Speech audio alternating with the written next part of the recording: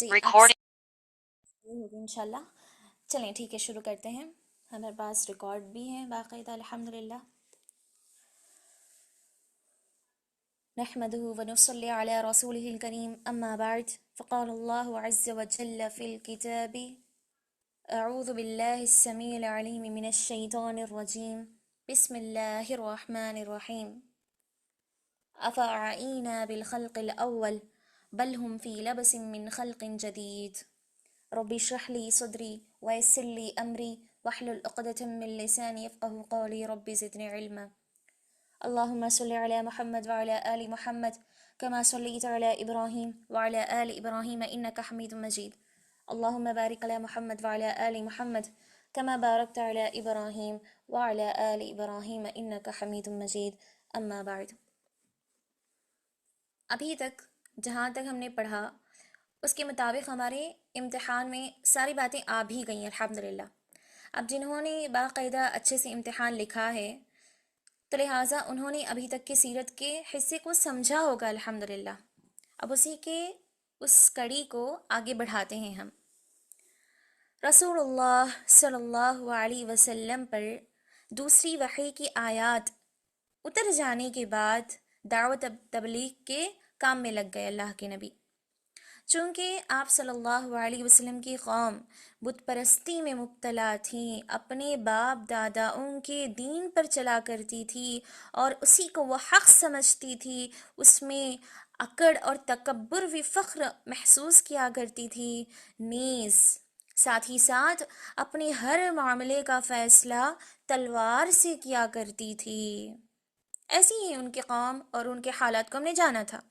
اسی لیے اللہ سبحانہ وتعالیٰ نے آپ کے لیے راستہ اپنایا، رسول اللہ صلی اللہ علیہ وسلم کے لیے اس راستے کو انتخاب کیا اللہ تعالیٰ نے کہ اس دعوت کا، اس ذمہ داری کا جو یہ کام ہے، اس تبلیغ کا کام بڑی خاموشی اور رازداری سے کیا جائے، بڑی خاموشی اور رازداری سے کریں، تاکہ آپ سب سے پہلے آپ تنہا ہیں، آپ پہلے تنہا ہیں تو اس کا فائدہ اٹھائیں، اسی حساب سے آپ دعوت دیں، اور جب بعد میں لوگ آپ سے جڑ جائیں گے، ایک جماعت بنے گی، اس کے بعد اللہ کا حکم آئے گا. فی الحال یہی حکم آیا ہے کہ آپ تنہا ہیں، اسی لیے خاموشی سے دعوت دیں اور صرف انہی لوگوں سے ملاقات اور انہی لوگوں سے مخاطب کیا جائے جو بھلے ہوں، جو حقدار ہوں، حق کو پسند کرتے ہوں اور جو آپ کو پسند کرتے ہوں، جن سے بات کرنا، جن سے ملاقات کرنا ممکن ہو، جو ہماری باتیں سن سکتے ہوں ممکن ہو. اسی لیے سب سے پہلے ایسے لوگوں سے ملاقات کی جائے، انہیں دین کی دعوت دی جائے. تو لہٰذا ان میں سب سے پہلے اللہ سبحانہ وتعالیٰ کی اس اشارے کے بعد، اس وحی کے بعد رب کریم صلی اللہ علیہ وسلم نے اس پروگرام کا آغاز کر دیا. سلسلہ کہاں سے شروع ہوا؟ خود اللہ کے نبی کے گھر سے ہوا. اللہ کے نبی کے گھر سے ہوا. جب کسی کام کی اصلاح کی جائے، صرف دعوت نہیں میری بہنوں، یہ تو غیر اللہ کی معبود سے، غیر اللہ کی بت پرستی سے چھوڑ کر ایک اللہ کی طرف بلانا ہے. اسی کو دعوت کہتے ہیں کہ دعوت اللہ. اس کے علاوہ ہوتا ہے تبلیغ، یعنی کہ جو مسلمان ہیں لیکن نافرمان ہیں ان کی اصلاح کرنا، ان کی درستی کرنا، اس کو کہتے ہیں تبلیغ. دعوت اور تبلیغ میں بہت زیادہ فرق ہے. یہ دعوت جو اللہ کے نبی کر رہے تھے نہ صرف دعوت تھی بلکہ تبلیغ بھی تھی. اب اگر آج ہم بہنیں دعوت کے ساتھ ساتھ تبلیغ بھی کرنا چاہتی ہیں، غیر مسلموں کی اصلاح کے ساتھ ساتھ مسلمانوں کی بھی اصلاح کرنا چاہتی ہیں، تو سب سے پہلا کیا فرض ہے ہمارے لیے؟ اگر ہم اس میدان میں چلی جائیں تو سب سے پہلا فرض ہے کہ ہم خود اپنے نفس کو پاک اور صاف رکھیں، ہم خود اس پر جمے رہیں، ہم خود اس حق پر جمے رہیں جس کی دعوت، جس کی نصیحت، جس کی تبلیغ ہم کر رہی ہیں. یہاں نبی صلی اللہ علیہ وسلم نے شروع کیا اپنا پروگرام، اپنا جو مشن تھا وہ. کیونکہ آپ آلریڈی بت پرستی میں مبتلا نہیں ہیں. آپ صلی اللہ علیہ وسلم آلریڈی جو ہے توحید پر قائم تھے. اسی لیے حکم آیا اور شروعات اپنے گھر والوں سے کی، لہٰذا پہلے اپنے نفس سے شروع کرنا ہے، اس کے بعد آتی ہے دوسری ذمہ داری اپنے گھر والوں کی طرف، اپنے بچوں کو، اپنی اولاد کو، اپنے اہل خانہ کو، جن میں ہر کوئی شامل ہے، ان سے دعوت کی شروعات کریں، اصلاح کی شروعات کریں۔ معاشرے کی اصلاح، جب کہا جاتا ہے کہ معاشرے میں اصلاح کی ضرورت ہے، معاشرہ ہماری یہ مسلمانوں کی قوم بگڑ چکی ہے، بار بار جب یہ بات سنائی جاتی ہے، بتائی جاتی ہے، تو اس کا ہرگز مطلب نہیں کہ باقاعدہ ایک بہت بڑی مقررہ بن کر آپ جو ہے اس میدان میں نکلیں باہر، یہ ضروری نہیں، کھلم کھلا یہ ضروری بھی نہیں ہے، بلکہ ترتیب سے اگر دیکھا جائے تو پہلا قدم یہی آتا ہے کہ پہلے خود کی اصلاح ہو اور اس کے بعد گھر والوں سے شروع کیا جائے۔ اسی لیے نبی صلی اللہ علیہ وسلم نے بھی اللہ کے نبی کی بیوی سے شروع کیا۔ آپ کے گھر میں آپ کی زوجہ مطہرہ خدیجہ رضی اللہ عنہا موجود ہیں، جب ان کے سامنے ساری نصیحتیں آ گئیں تو انہوں نے فوری قبول کر لیا۔ کیوں؟ وہ آپ کے بلند اخلاق، آپ کے اعلیٰ کردار کو سب سے زیادہ اچھی طریقے سے جانتی تھیں، اس لیے تو انہوں نے نکاح کیا تھا، اور ورقہ بن نوفل کے درمیان جو گفتگو ہوئی تھی اس وقت بھی وہ گواہ تھی، وہاں پر موجود تھیں۔ اسی طرح بہت سارے ایسے واقعات جو نکاح کے بعد پیش آئے، آپ کے اخلاق کو جو ثابت کرتے ہیں، ان سارے کے سارے حالات کو مد نظر رکھتے ہوئے خدیجہ رضی اللہ عنہا وہ سب سے پہلی خاتون ہیں، وہ سب سے پہلی عورت ہیں جو دین اسلام کو قبول فرماتی ہیں۔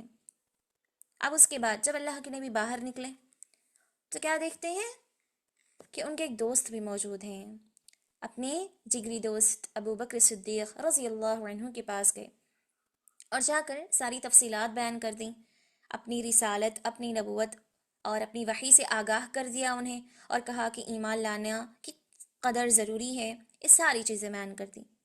اب ظاہر ہے ابو بکر صدیق رضی اللہ عنہ ایک دوست ہیں، اور ایک دوست دوسرے دوست کے ہر ایک حال کو پہچانتا ہے، جانتا ہے، اس کے اخلاق، اس کی طور اتوار، اس کے طور طریقے، اس کی عادتیں، اس کی سچائی ہو، ہر چیز کو جانتا ہے، پرکھتا ہے۔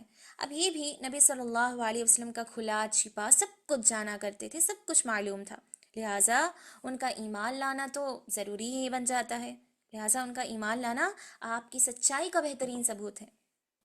لہٰذا اس حساب سے علماء اکرام کہتے ہیں، علماء اکرام کا یہ کہنا ہے کہ مردوں میں سب سے پہلے ایمان لانے والی شخصیت ابو بکر صدیق رضی اللہ عنہ ہیں، اور عورتوں میں سب سے پہلے ایمان لانے والی خدیجہ رضی اللہ عنہا ہیں۔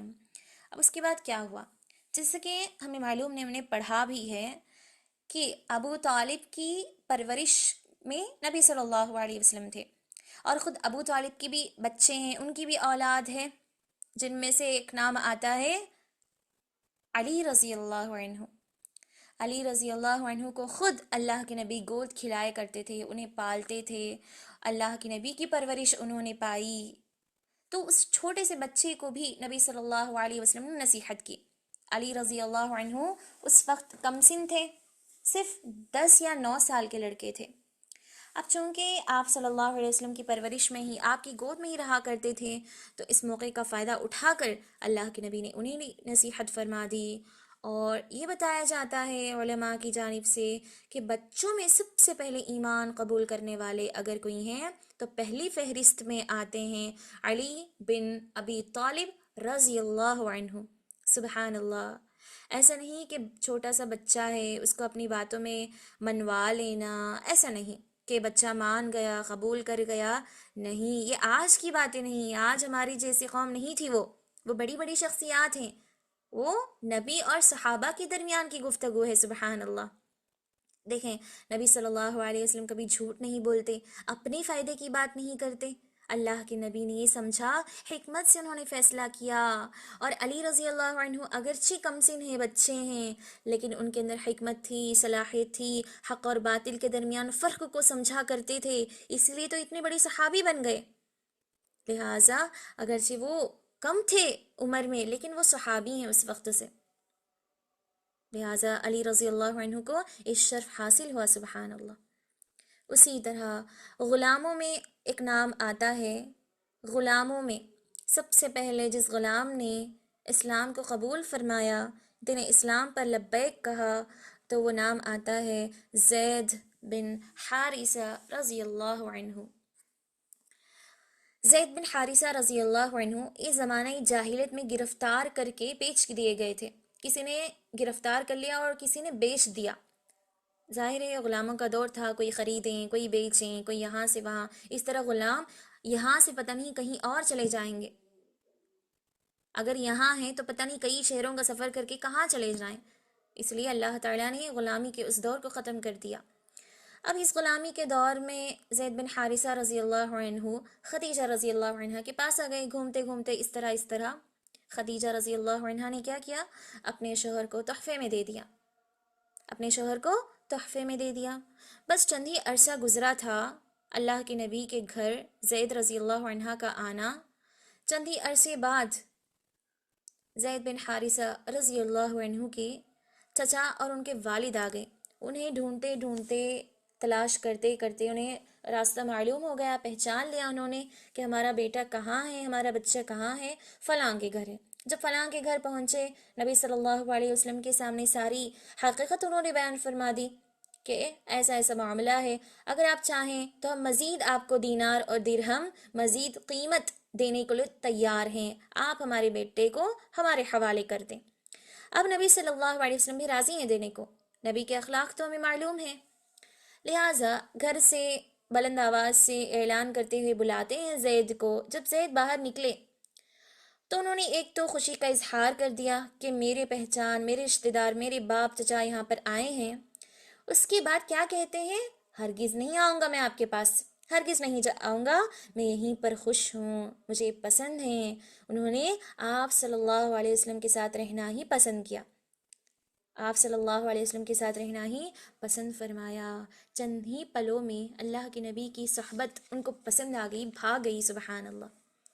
اب کیا کیا جائے، یہاں تو رشتہ دار کہہ رہی ہیں کہ آ جاؤ، اب وہ راضی نہیں ہیں، چلے گئے واپس۔ اس قدر نبی صلی اللہ علیہ وسلم کو پسند کیا کرتے تھے۔ ایک تو یہ تھا کہ اللہ کے نبی کی جو اولاد تھیں، لڑکے، 3 بیٹے بچپن ہی میں وفات پا گئے، کوئی 2 سال، کوئی 6 مہینے، کوئی 1 سال، بالکل چھوٹے چھوٹی عمر میں۔ اور دوسرا اللہ کے نبی کے اخلاق، کس قدر غلاموں میں، امیروں میں، ہر ایک میں برابری کا فیصلہ کیا کرتے تھے۔ اس لحاظ سے اللہ کے نبی زید بن حارثہ رضی اللہ عنہ کو اگرچہ غلام تھے لیکن اس کے باوجود بڑی محبت، اپنے بیٹے جیسا قرار دیتے تھے۔ لہٰذا اسی لیے ایک مرتبہ فرما ہی دیا اللہ کے نبی نے، آج سے زید میرا بیٹا ہے، وہ میرا وارث ہے اور میں اس کا وارث ہوں گا، یعنی یہ میرا وارث ہے، سبحان اللہ۔ اور اسی دن سے زید کو زید بن محمد کہا جانے لگا، زید بیٹے ہیں محمد کے۔ اب اس سارے منظر کو دیکھ کر والد اور چچا یہ منظر کو دیکھ کر خوش ہو گئے اور واپس چلے گئے، چلو ٹھیک ہے، اطمینان ہے ہمیں، ہمارے پاس نہیں ہمارا لڑکا، کہیں کسی اور کے پاس تو موجود ہے، خوشحالی کے ساتھ۔ اب اس کے بعد جب نبی صلی اللہ علیہ وسلم پر کئی آیتیں نازل ہوئیں، وحی کا سلسلہ دوبارہ شروع ہونے لگا، کافی دنوں بعد سورہ احزاب کی وہ آیت نازل ہو گئی کہ نبی صلی اللہ علیہ وسلم کسی کے باپ نہیں ہیں، لہٰذا وہ خاتم النبیین ہیں۔ سورہ احزاب کی وہ آیت بعد میں نازل ہو گئی کہ منہ بولا بیٹا، اس کا کوئی رواج نہیں، اس کو ختم کر دیا جائے۔ اسلام آیا تو اس نے منہ بولے بیٹے کا رواج ختم کر دیا، اور اس وقت سے جو اللہ کے نبی نے اعلان کر دیا، نہیں، زید بن محمد نہیں، زید بن حارثہ ہی ہے۔ چلیں، علماء اکرام کہتے ہیں یہ 4 وہ حضرات ہیں، یعنی خدیجہ رضی اللہ عنہ، ابو بکر صدیق، زید بن حارثہ، علی بن ابی طالب رضوان اللہ علیہم اجمعین، یہ وہ 4 خوش نصیب افراد ہیں۔ جب انہوں نے اسلام قبول کیا، ایمان لائے، وہ اسی دن تھا جس دن سورہ مدثر کی ابتدائی آیات نازل ہوئی تھی، سبحان اللہ۔ اکثر علماء یہی کہتے ہیں کہ اسی دن ایمان لائے تھے۔ اب اس کے بعد اب 4 ایمان لانے والی شخصیات ہیں، انہوں نے اس قدر اب نبی کی رسالت کو، نبی کی نبوت کو اس قدر پھیلایا، تبلیغ کا کام اس قدر شروع کر دیا، ابو بکر ہوں، کوئی بھی ہوں، تبلیغ میں اس قدر سرگرم ہو گئے کہ اس قدر صحابہ اور صحابیات دین اسلام میں آ گئے مسلمان ہو کر، جن کے تعداد 100 سے زائد جاتی ہے، 100 سے زائد، تقریباً 130 یا پھر اس سے بڑھ کر علماء کہتے ہیں۔ سبحان اللہ، اتنی زیادہ تعداد بڑھ گئی. جب ایک درست ہو جائے، جب کسی ایک کی اصلاح ہو جائے تو اللہ تعالیٰ خود بخود پورے معاشرے کی اصلاح کر دیتا ہے. بس چاہیے کہ بندے کی نیت صاف ہو، وہ کوشش کرے. کوشش نہ ہی ہے، کوشش نہ کرتا ہے، بس ارادے ہیں اس کے نیک ارادے. نیک ارادوں سے کوئی فرق نہیں پڑتا. آگے بڑھے، اس میدان میں جائے، اور محنت مشقت کو اللہ تعالیٰ پسند کرتا ہے. اسی لیے نبی صلی اللہ علیہ وسلم نے محنت کی، ساری کی ساری تبلیغ میں آگے بڑھے اس میدان میں. اس کے بعد کافی سارے لوگ ایمان لائے. اور یہاں پر ایک نوٹ کرنے والی بات یہ ہے کہ اکثر و بیشتر ایمان لانے والوں میں غلام ہیں، لونڈیاں ہیں، کمزور لوگ ہیں. اکثر کمزور لوگ ایمان لائے تھے اللہ کے نبی پر. ہاں مالدار بھی ہیں لیکن بہت کم ہیں. اکثر لونڈیاں، غلام، کمزور، ایسے لوگ اللہ کے نبی صلی اللہ علیہ وسلم پر ایمان لائے تھے، جنہیں اسلام کو قبول فرمایا تھا. کیوں؟ ظاہر ہے اللہ کے نبی سب سے پہلے بڑی بڑی مجلسوں میں، اسی طرح سرداروں کے پاس کیوں جائیں گے؟ جیسا حکم آیا تھا کہ رازداری سے اس دعوت کے کام کو انجام دیا جائے، تو اسی کے مطابق اللہ کے نبی نے ایسا ہی کیا. اب اس کے بعد سورہ مدثر کی آیت نازل ہو جانے کے بعد، وحی کے یہ باتیں آ جانے کے بعد، پہ در پہ وحی آتی رہی. یعنی کہ مسلسل لگاتار بہت ساری آیتیں نازل ہوتی رہیں، جن میں سب سے پہلے یہ سورت نازل ہوئی. کون سی؟ سورۃ الفاتحہ. سب سے پہلے اللہ سبحانہ وتعالیٰ نے ایمان کو کس قدر مضبوطی سے قائم اور دائم رکھنا ہے، اپنے توحید کو کس قدر برقرار رکھنا ہے، وہ ساری اللہ کی تعریفات، وہ ساری باتیں، اللہ کی قدرتیں جس میں موجود ہیں، وہ ہے سورۃ الفاتحہ. اللہ نے سورہ مدثر کے فوری بعد سورہ فاتحہ نازل فرما دی. اس کے بعد کافی ساری آیتیں نازل ہوتی رہیں. وہ آیتیں اور وہ صورتیں جن میں اللہ کی تعریف ہے، جن میں شرک سے رد کیا جا رہا ہو، شرک کو حرام قرار دیا جا رہا ہو، جن میں ایسی باتیں ہوں جو جنت کی طرف لے جاتی ہوں، ایسی باتیں ہوں جو جہنم سے روکتی ہوں، جن میں وہ کام ہوں جو دنیا میں بھلائی کے لائق ہوں، جن میں کامیابی کی کنجیاں ہوں. ایسی ساری جو ابتدائی، جو بیسک باتیں ہیں، وہ آیات، وہ صورتیں کثرت سے نازل ہوتی رہیں.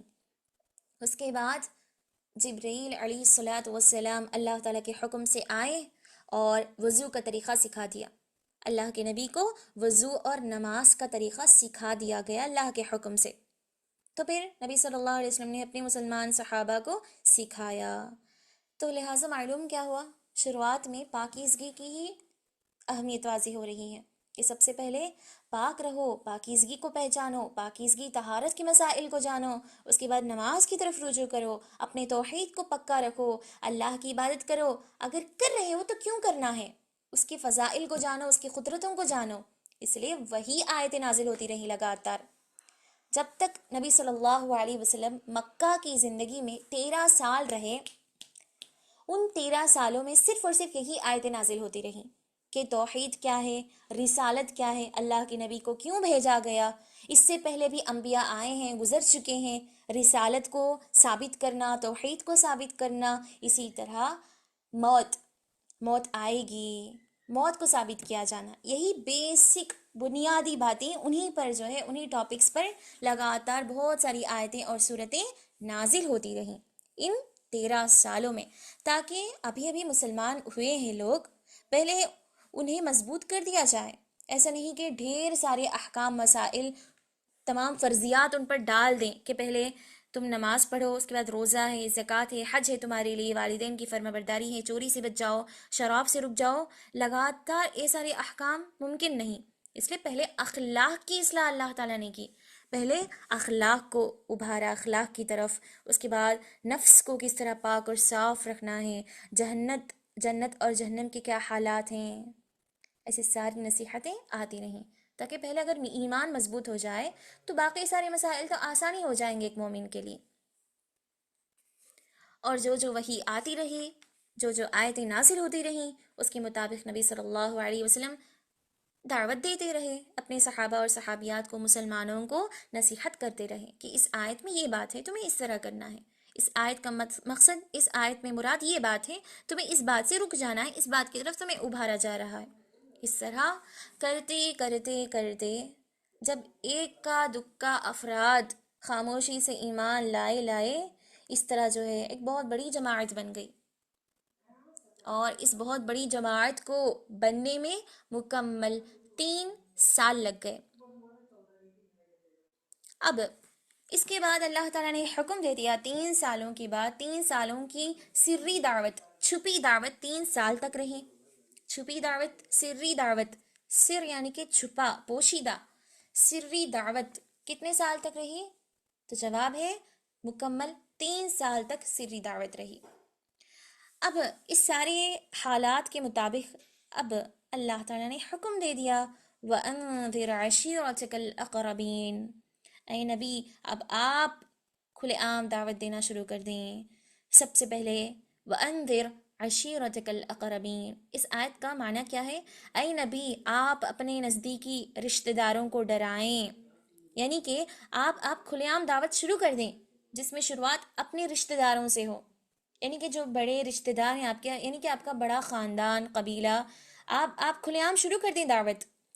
تو سورہ شعراء کی ان آیات کے نازل ہو جانے کے بعد اس حکم پر نبی صلی اللہ علیہ وسلم نے اپنے سب سے نزدیکی قرابت دار یعنی بنو ہاشم، آپ کا خاندان بنو ہاشم ہے، آپ کا قبیلہ قبیلہ قریش ہے، تو لہٰذا اپنے خاندان والوں کو جو قریبی ہیں ان سب کو اکٹھا کر کے کچھ باتیں کہیں، ان کے سامنے سب سے پہلے اللہ کی حمد و ثنا بیان کی، اس کی وحدانیت کو ثابت کیا، پھر ایک بہت ہی بڑے اچھے انداز میں گفتگو کی، اپنے اخلاص کو ظاہر کیا، اللہ تعالیٰ کے اخلاص کو بتایا، اور ساتھ ہی ساتھ تمام انسانوں کے لیے میں رسول بنا کر بھیجا گیا ہوں، اللہ کی قسم تم لوگ اسی طرح مر جاؤ گے جیسے سوتے ہو، پھر اسی طرح اٹھائے جاؤ گے جیسے جاگ رہے ہو، یعنی کہ یہ دنیا حقیقت میں نہیں ہے، یہ عارضی دنیا ہے، ختم ہونے والی ہے، اس کے بعد موت آئے گی۔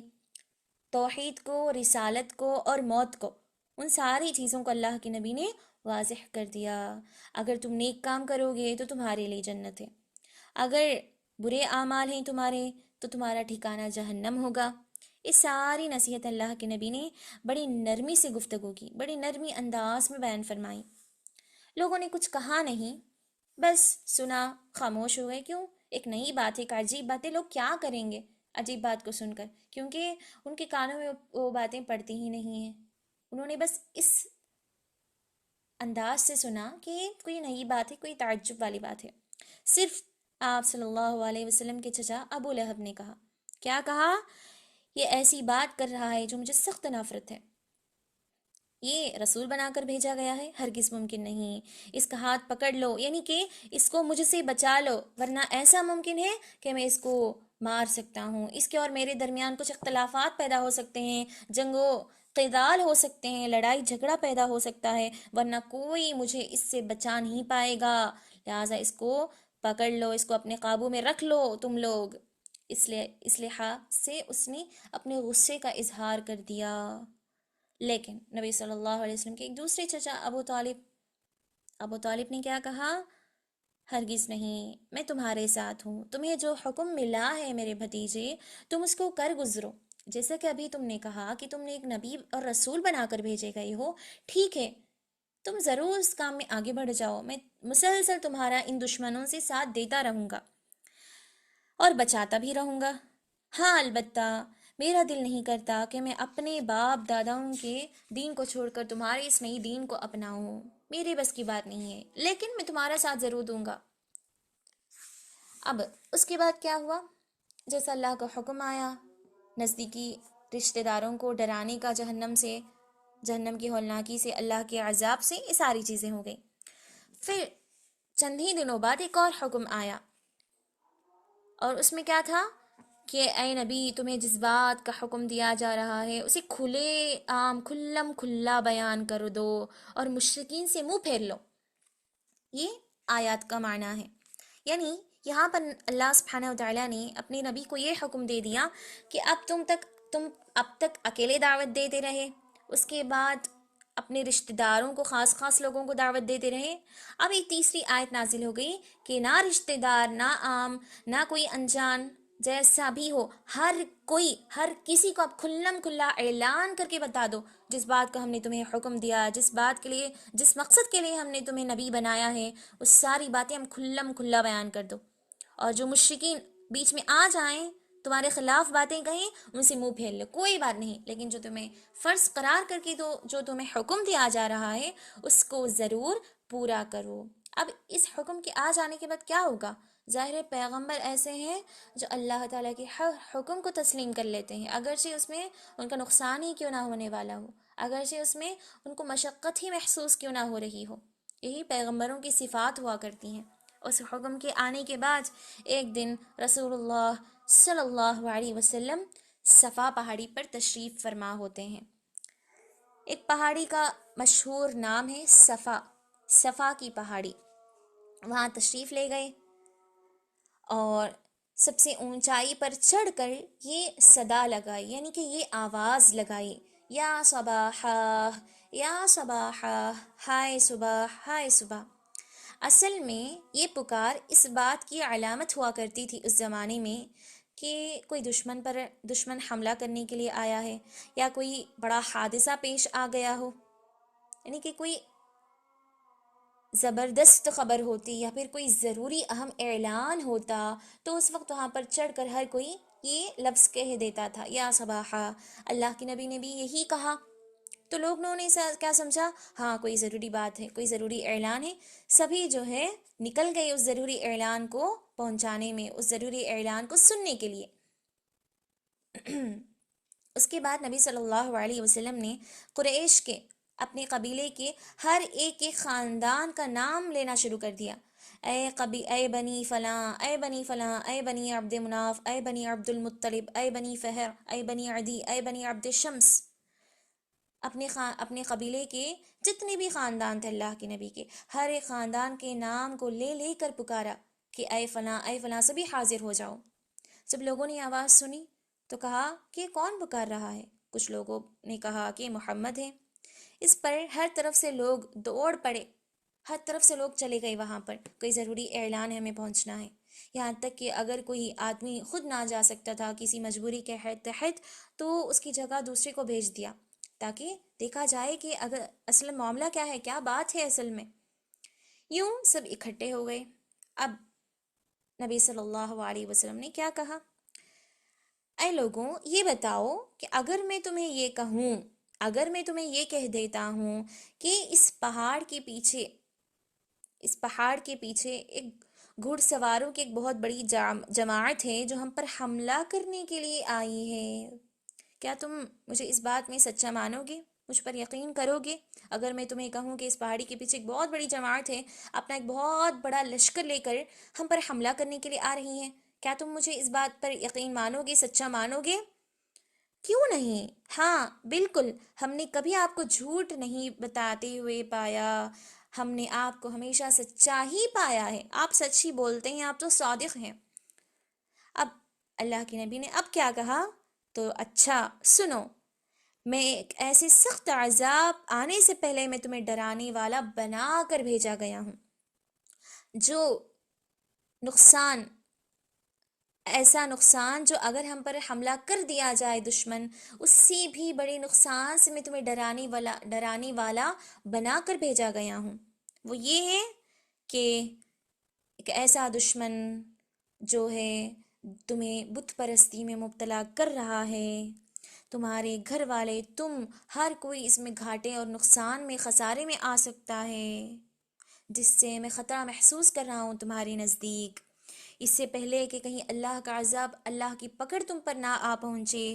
لہٰذا بتاؤ کہ کیا تم اس بات کی طرف گواہی دیتے ہو کہ اللہ تعالیٰ کی سوا کوئی معبود نہیں؟